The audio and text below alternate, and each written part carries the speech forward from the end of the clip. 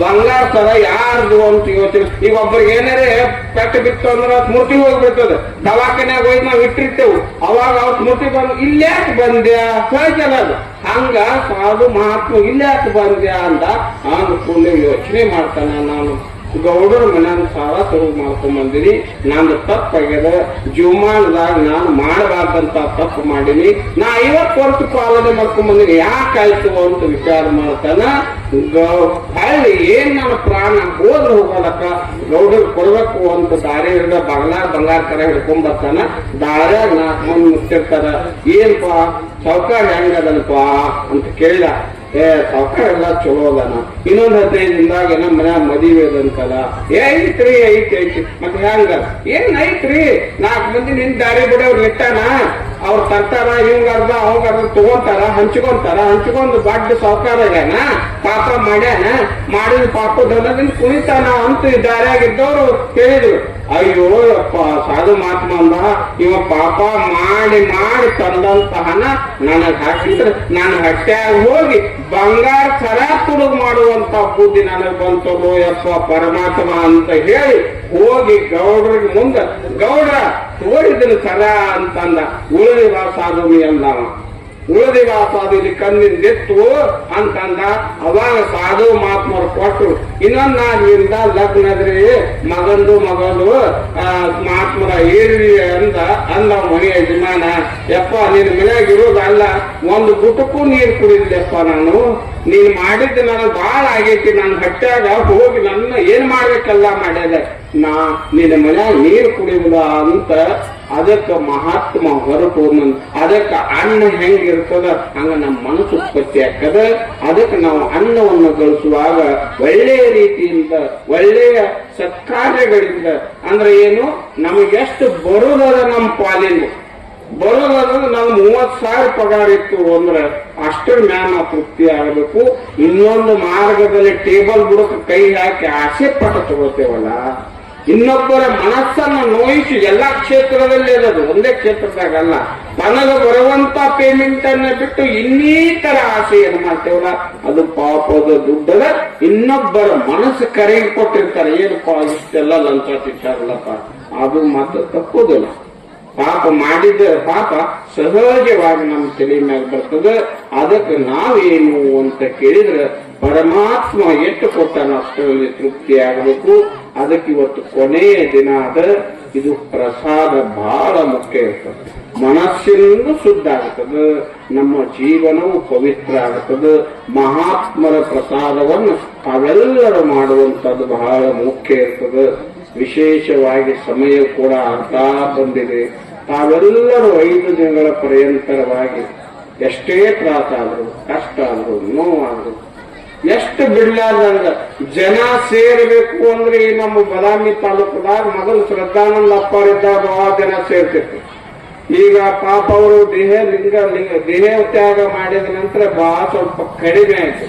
ಈಗ ಎಲ್ಲರೇ ಸೇರ್ಬೇಕು ನಮ್ಮ ಬದಾಮಿ ತಾಲೂಕದಾಗ ಅಂದ್ರೆ ಹಾಲಿಗೇರಿಯಲ್ಲೇ ಬಹಳ ಜನ ಸೇರ್ತದೆ. ಯಾಕೆ ಅಷ್ಟು ಶ್ರದ್ಧೆಯಾಗ ಯಾರೇ ಗುರುಗಳು ಬರ್ಲಿ, ಈ ಕಡೆ ಸಿದ್ಧಾರೂಢರು ಬರ್ಲಿ, ಸಿದ್ಧಾರೂಢರ ಮಠದ ಸಂಪ್ರದಾಯ ಬರ್ಲಿ, ಶಿವಾನಂದ ಅಜ್ಜರ್ ಮಠದ ಸಂಪ್ರದಾಯ ಬರ್ಲಿ, ರಾಮಾರೂಢ ಅಜ್ಜರ್ ಬರ್ಲಿ, ಯಾರೇ ಬಂದ್ರು ಒಂದೇ ಅನ್ನುವಂತ ಮನೋಭಾವನೆ ಎಲ್ಲದಂದ್ರೆ ಹಾಲಿಗೇರಿಯಲ್ಲಿ.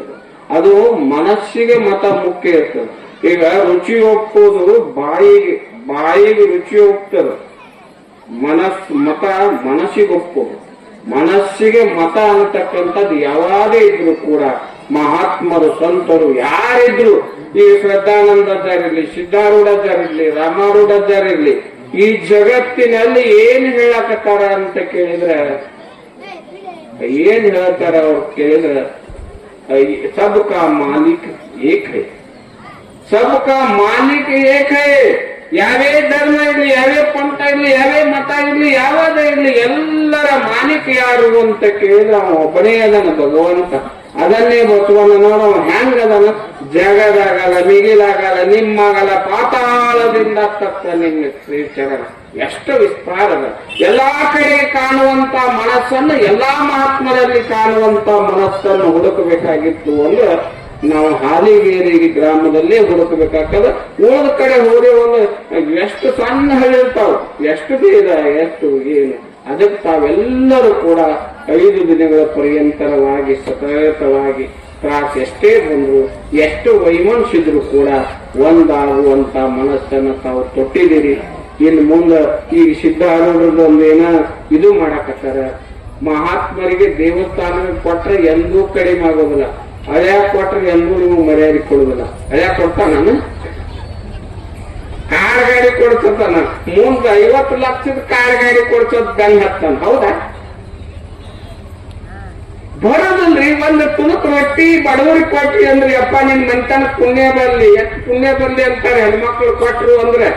ಅದೇ ಗಂಡಿಗ 10 ಲಾರಿ ಎತ್ತು ಬಡದ ಬಣ್ಣ ಹಾಕಿರ್ತಾರ ಅವ ಅಂತ ಇಂಥ ಹರ್ಕೊಂಡ್ಬರ್ತ ರೊಟ್ಟಿ ಮಾಡುದ ಬುದ್ಧಿ ಅಂತ ಅಂತಂದಿಲ್ಲ. ಆಶೀರ್ವಾದ ಮಾಡ್ತಾರ. ಆಶೀರ್ವಾದ ಮಾಡೋರು ಸಂತರು, ಶರಣರು, ಮಹಾತ್ಮರು ಮಾಡ್ತಾರ. ನಿನ್ನ ಗುಣಗಳನ್ನ ನೋಡೋದಿಲ್ಲ, ಅವರು ನಿನಗೆ ಉಣಿಸ್ತಾರ.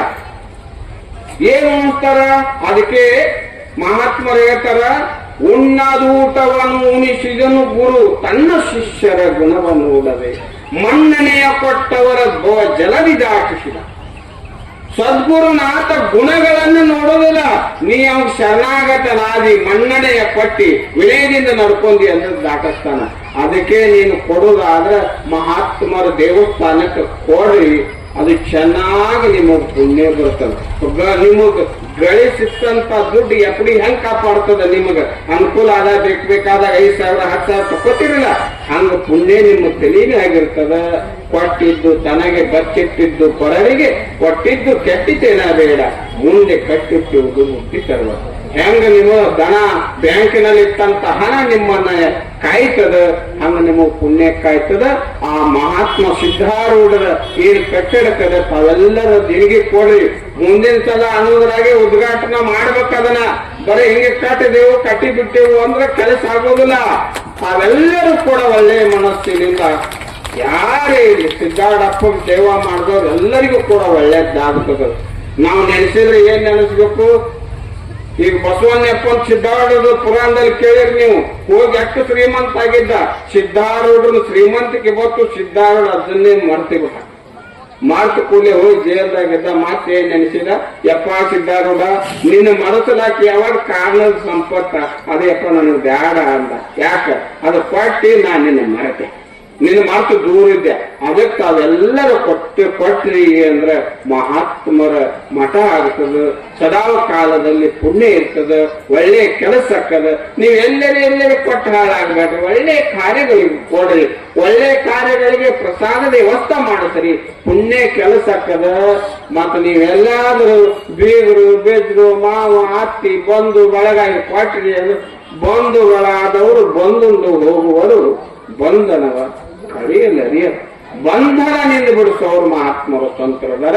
ಅದಕ್ಕೆ ಉದಾರತೆಯಿಂದ ಕೊಡು. ಹಿಂದೆ ಮುಂದೆ ವಿಚಾರ ಮಾಡಬೇಡ. ವಿಚಾರ ಮಾಡಿದೆ ಅಂದ್ರೆ ಅದು ದಾನ ಅಲ್ಲ, ದಾನ ಕೊಡ ಮುಂದೆ ವಿಚಾರ ಮಾಡಲಾರ್ದೆ ಮಹಾತ್ಮರಿಗೆ ಸಂತರಿಗೆ ಮಠ ಮಂದಿರ ಕಟ್ಟ ಮುಂದೆ ಕೊಡ್ರಿ ಎನ್ನುವಂತ ಮಾತನ್ನ ಹೇಳಿದ್ದಾರೆ. ಸಂಚಾಲಕರಿಗೆ ಕೂಡ ಯಾವ ಮಹಾತ್ಮ ಸದ್ಗುರುವಿನಿಂದ ಯಥಾವತ್ತಾಗಿ ಸಾಗಿ ಹೋಗ್ತದೆ. ಅವ್ರು ಎಷ್ಟು ಒಮ್ಮೆ ತ್ರಾಸ ಆಯ್ತು, ಅವ್ರಿಗೆ ಹಂಗ ಇವ್ರಿಗೆ ಹಂಗ ಅದು ಇದು ಎಲ್ಲ ತ್ರಾಸಗಳು ಬರ್ತಾವ. ಎಲ್ಲ ನೋಡ್ಕೋತ ತಾಳ್ರಿ ಅಂತ ತಾಳೆ ಕೆಟ್ಟಿರ್ತಾರೆ. ಹೌದಾ? ತಾಳದಾಗೆ ತಾಳ್ಮೆ. ತಾಳ್ಮೆ ಏನಿರ್ತದಂದ್ರೆ ಸಹಿಸುವನೇ ಜಯಿಸುವನ. ಯಾವ ಸಹಿಸ್ತಾನ ಅವ ಈ ಜಗತ್ತನ್ನ ಜಯಿಸ್ತಾನ. ಸಹನೆ ವಜ್ರದ ಕವಚ. ಮನುಷ್ಯ ಎಂತ ಸಂದರ್ಭ ಬಂದ್ರು ಕೂಡ ಸಹನೆ ಕಳ್ಕೊಂಡು ಅಂದ್ರೆ ಅವ ಸಣ್ಣವತ್ತಾನ. ಇದು ನೋಡ್ತೀರ ನೀವು? ಸಹನೆ ಅನ್ನುವಂಥದ್ದು ವಜ್ರದ ಕವಚ ಮನುಷ್ಯನಿಗೆ. ಅದಕ್ಕೆ ನಾವು ಸಹನೆ. ಈಗ ಮೂರ್ತಿಗಳದಾವು, ಎಷ್ಟು ಬೆಲೆ ಕೊಡ್ತೇವೆ ನಾವು. ಅದು ಒಂದು ಹಿಂಗಿತ್ತಂತ, ಒಂದು ಮುಂದೆ ಹಾಕಿರ್ತಾರಲ್ಲ ಹಾಸಿಗಲ್ಲ ಮತ್ತು ಮೂರ್ತಿ. ಆ ಹಾಸಿಗಲ್ಲ ಅಂತಂತ ಮೂರ್ತಿಗೆ ಏನು ಮರ ನಿನಗ ಕೊಳ್ಳಾಗ ಸರ ಹಾಕ್ತಾರ, ಬಂಗಾರ ಹಾಕ್ತಾರ, 10,000 ಗಟ್ಟಲೆ ನಿನಗೆ ಮಾಲಿ ಹಾಕ್ತಾರ. ನಾನು ನೀನು ಒಂದೇ ಕನ್ಯಾಗ ಹುಟ್ಟೇವಲ್ಲಪ್ಪ, ಒಂದೇ ಕನ್ಯಾಗ ಹುಟ್ಟೇವಲ್ಲ. ಒಂದೇ ಶಿಲ್ಪಿ ತಯಾರು ಮಾಡ್ಯಾನಲ್ಲ ತಪ್ಪ ನಿನಗ್ ಹಂಗೆ ಹಾಕೋದು ನನಗ್ ಹಿಂಗೆ ಹಾಕೋದು ನನ್ ಯಾಕೆ ಕಾಲಿಗೆ ಚಪ್ಪಲ್ ಹಾಕಿ ತುಳಿತಾರೆ ಒಂದೇ ಕನೆ ಹುಟ್ಟೇವಲ್ಲಪ್ಪ ಹಿಂಗ್ಯಾಕ ಅಂತ ಪಾಟಿಗಲ್ ಕೇಳ್ತಂತ ಅದು ಎಲ್ಲ ಬರಾಬರಿಯಪ್ಪ ಒಂದೇ ತಾವಲಿ ಹುಟ್ಟೆವು ಒಂದೇ ಕನೆಗೆ ಹುಟ್ಟೆವು ಆದ್ರೆ ನನಗ ಎಷ್ಟು ಹೊಡೆದನ್ ಶಿಲ್ಪಿ ಒಂದು ಕಣ್ಣು ತಯಾರು ಮಾಡ್ಬೇಕಾದ್ರೆ ಹೆಂಗ್ ಉಳಿದು ಹೊಡೆದನಪ್ಪ ಅದು ಗೊತ್ತಾಕ ನನಗೆ ಕಿವಿ ಮಾಡ್ಬೇಕಾದ್ರೆ ಹೆಂಗ ಉಳಿ ತಗೊಂಡ್ ಏನ್ ರಂಬಸ್ತಾರ ಉದಿ ವಿಭೂತಿ ಕುಕ್ ಮಾಡ್ಕೊಂಡು ಕಿವಿ ಆಗ ಮೂಗಾಗ ಬಾಯಿ ಆಗ ಹಿಂಗೇನಿಲ್ಲ ಉಳಿ ತಗೊಂಡು ಹೆಂಗ್ ಚಾನಾಲಿ ಒಡೋದು ಮೂರ್ತಿ ತಯಾರು ಮಾಡ್ತಾನ ಅದು ದಕ್ಕಿಸ್ಬೇಕು ಎಲ್ಲಾ ತಾಳ್ಮೆಯನ್ನು ದಕ್ಕಿಸ್ಬೇಕು ಜಗತ್ತಿನಲ್ಲಿ ಅದು ಪೂಜ್ಯ ಆಗುತ್ತದೆ ಪೂಜೆ ಮಾಡ್ತಾರ ಆ ಮೂರ್ತಿ ಪೂಜೆ ಮಾಡ್ತಾರ ಇದು ಒಂದ್ ನೀಟ್ ಹೊಡಿದ್ರಾಗ ಟೊಕ್ ಟೊಕ್ ಅಂತ ತೊಳಕ್ ಹೊಡ್ಯಾಕತ್ತಂದ್ರೆ ಹಾಕ್ತಾರ ಪಾರ್ಟಿಕಲ್ ಹಾಕಿ ತಕ್ಕ ಅದಕ್ಕೆ ಚಪ್ಪಲ್ ಹಾಕೊಂಡ್ ಕುಂತ ಯಾವಾಗ ತಾಳ್ತದ ತಾಳ್ಮೆ ಇರ್ತದ ಜಗತ್ತಿನಲ್ಲಿ ಅದು ಕೀರ್ತಿ ಆಗುತ್ತದೆ ಅದು ಅವನೇ ಜಯಿಸ್ತಾರ ಅವರೇ ವಜ್ರದ ಕವಚ ಆಗಿ ಅವರಿಗೆ ಕಾಡ್ತದೆ ಯಾರಲ್ಲಿ ತಾಳ್ಮೆ ಕಳ್ಕೊತಾರ ಎಂಥವ್ರಿದ್ರು ಕೂಡ ಸಣ್ಣತನಕ್ಕೆ ಬರ್ತಾರ ಅದಕ್ಕೆ ತಾಳ್ಮೆ ಮೇಲ್ಗೈ ಆಗುದವಾದು ತಾಳ್ಮೆ ಅನ್ನುವಂಥದ್ದಾಗ್ತದೆ ನೀವೆಲ್ಲರೂ 5 ದಿನ ನೋಡ್ಬಿಟ್ರೆ ನಮಗ ಸಾಕಾಗಿ ಹೋಗುದು ಆದ್ರೂ ಎಷ್ಟು ತಾಳ್ಮೆಯಿಂದ ತಾವೆಲ್ಲರೂ 5 ದಿನಗಳ ಪರ್ಯಂತರವಾಗಿ ಶಾಸ್ತ್ರ ಚಿಂತನವನ್ನು ಮಾಡಿದಿರಿ ಭಗವಂತನ ಆ ಚಿಂತನೆಯನ್ನ ಮಾಡಿದಿರಿ ನಿಮ್ಮೆಲ್ಲರಿಗೂ ಕೂಡ ಸದ್ಗುರು ಸಿದ್ಧಾರೂಢರು ರಾಮಾರೂಢರು ಪೂರ್ಣಾನಂದಜ್ಜರು ಶ್ರದ್ಧಾನಂದಜ್ಜರು ಪರಮರಾಮಾರೂಢಜ್ಜರು ತಮ್ಮೆಲ್ಲರಿಗೆ ಆಯುಧ ಆರೋಗ್ಯ ಭಾಗ್ಯಗಳನ್ನು ಕೊಟ್ಟು ಒಳ್ಳೆಯ ಮನಸ್ಸನ್ನು ಕೊಡ್ಲಿ ಅಂತ ನಾನು